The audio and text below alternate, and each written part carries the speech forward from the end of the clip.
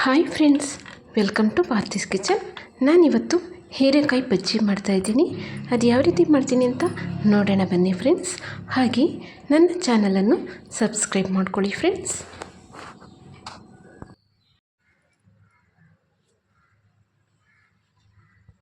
ಒಂದು ಹೀರೆಕಾಯಿ ತಗೊಂಡು ಸಿಪ್ಪೆ ಹೊರದು ವಾಶ್ ಮಾಡಿ ಈ ರೀತಿ ಕಟ್ ಮಾಡಿ ಇಟ್ಕೊಂಡಿದ್ದೀನಿ. ಒಂದು ಬಟ್ಲು ಕಡಲೆ ಹಿಟ್ಟು, 1/4 ಬಟ್ಲಷ್ಟು ಅಕ್ಕಿ ಹಿಟ್ಟು ತೊಗೊಂಡಿದ್ದೀನಿ. ಸ್ವಲ್ಪ ಹಿಂಗು, ಒಂದು ಅರ್ಧ ಸ್ಪೂನು ಓಂಕಾಳು, 1 ಸ್ಪೂನ್ ಚಿಲ್ಲಿ ಪೌಡರ್ ತೊಗೊಂಡಿದ್ದೀನಿ. 1 ಬಟ್ಲು ತೊಗೊಂಡಿದ್ದೀನಿ. ಈಗ ಇದಕ್ಕೆ ಕಡಲೆ ಹಿಟ್ಟು ಹಾಕ್ಕೊಳ್ತೀನಿ.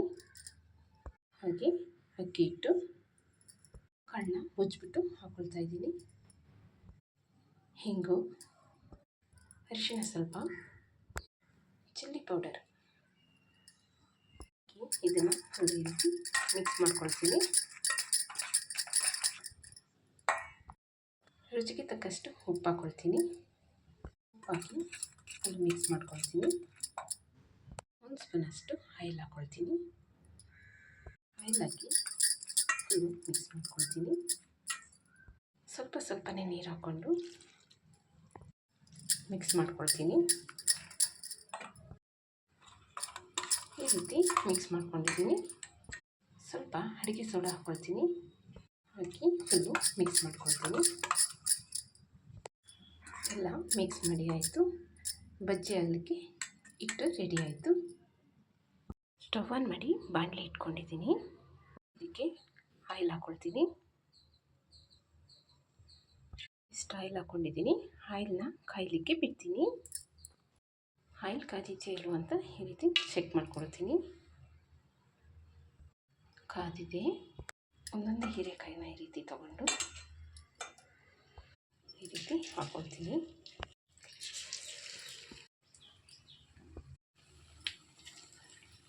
ಇದನ್ನು ಬೇಯಲಿಕ್ಕೆ ಬಿಡ್ತೀನಿ.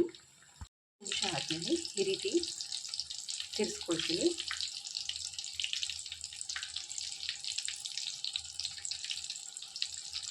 ಮತ್ತು ಇದನ್ನು ಬೇಯಲಿಕ್ಕೆ ಬಿಡ್ತೀನಿ. 2 ಸೈಡು ಚೆನ್ನಾಗಿ ಬೆಂದಿದೆ. ಈಗ ಇದನ್ನು ತಗೊಳ್ತೀನಿ. ಈ ರೀತಿ ತೆಗೆದು ಇದಕ್ಕೆ ಹಾಕ್ಕೊಳ್ತೀನಿ. ಮತ್ತು ಅದೇ ರೀತಿ ಎಲ್ಲ ಬಜ್ಜಿನೂ ಹಾಕ್ಕೊಳ್ತೀನಿ.